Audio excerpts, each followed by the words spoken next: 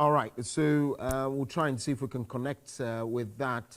But just so you know, the Committee on Oforiatta's censure to begin sitting today.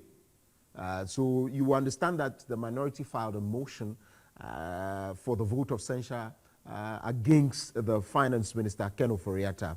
The committee sitting begins today. I know you have something, so we'll spend the last few minutes talking about it. But of course, the committee is sitting today, and these are the members who are sitting on it, right?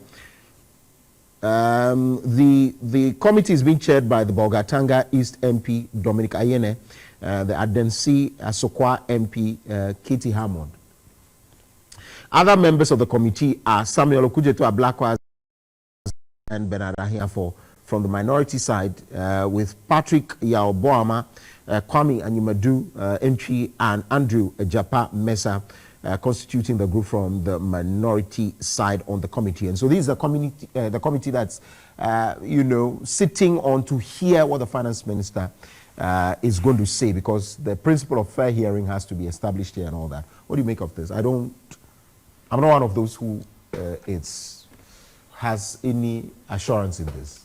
It will go anywhere. What do you think? Well, I think in a democratic dispensation like this, it's only fair that you give the finance minister the opportunity. Oh yeah, that's fine. To also say his part of the story to prove whether he should be removed or he should stay on post. As I think it's the right thing to do. Yeah, he should be given a fair hearing. Yeah, he should be heard. And now, Koku, on the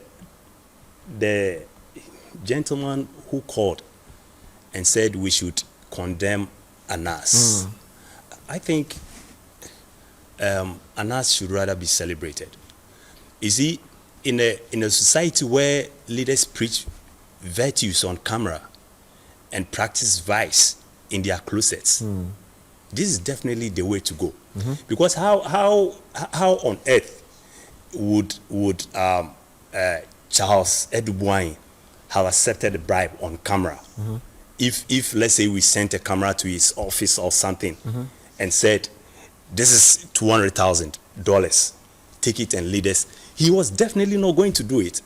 But if you're a man of integrity, if the integrity is embedded in you, then no matter the circumstances, no matter who is watching, no matter what you may be going through, you still be able to stand the test of time. So it is not that Anas lured them or something. Like you rightly said, there were other people in the video who could have also taken the money, but they rejected it. The other videos we've seen, a lot of some people said no. I'm not interested. So how different were those people? And the surprising thing is that they drew. Once you say something, they start, oh, for this one we can do it. Oh, I'll just talk to them. You see, so that was not forced. It was not gun to head to tell me that you go and give money to so and so. I mean, yes, exactly. They drew. And you see, these are people who are not suffering, who are not in hardship. Like if, for instance, it had happened to maybe ordinary people, like you and I or something, you would have said, oh, because out of hardship or because we need money and all that, you would have accepted. But this is a guy with a lot of privileges. He virtually buys nothing. Nothing. Fuel, food, everything. It's for free. For free. And yet, on our account. You understand? Your account. You understand? That is the impunity. On our account.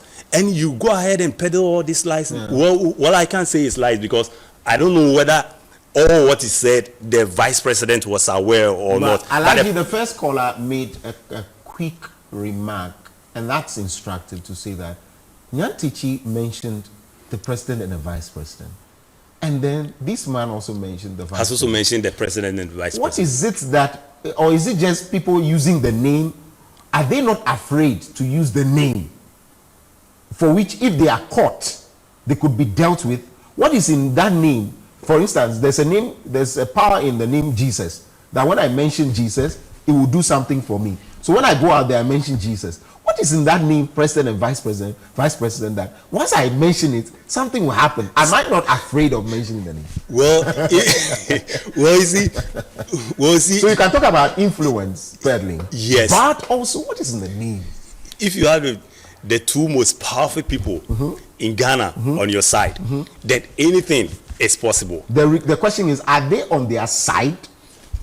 Are they really on their side? Well, for that, you and I cannot tell. You and I cannot tell. We're not there. Yeah, you and I were not there. But all we can say is that there has been some level of consistency with regards to the mentioning of these people's names. Yeah. Why is it that the Greek minister is there, the senior minister is there, and all that? Yeah. But they never mention any of these guys' name. They are always like the president, the vice president, and all that. So I personally think it's about time. Yes, it's about time the president or the presidency called these guys to order. You see, the fight against corruption is supposed to be more inclusive. The state institutions alone cannot do it. So we need people like you and I, the CSOs, the Crusaders Against Corruption, and all that, because both the giver and the taker. And you see, you made mention of the fact that it's a bit cyclical.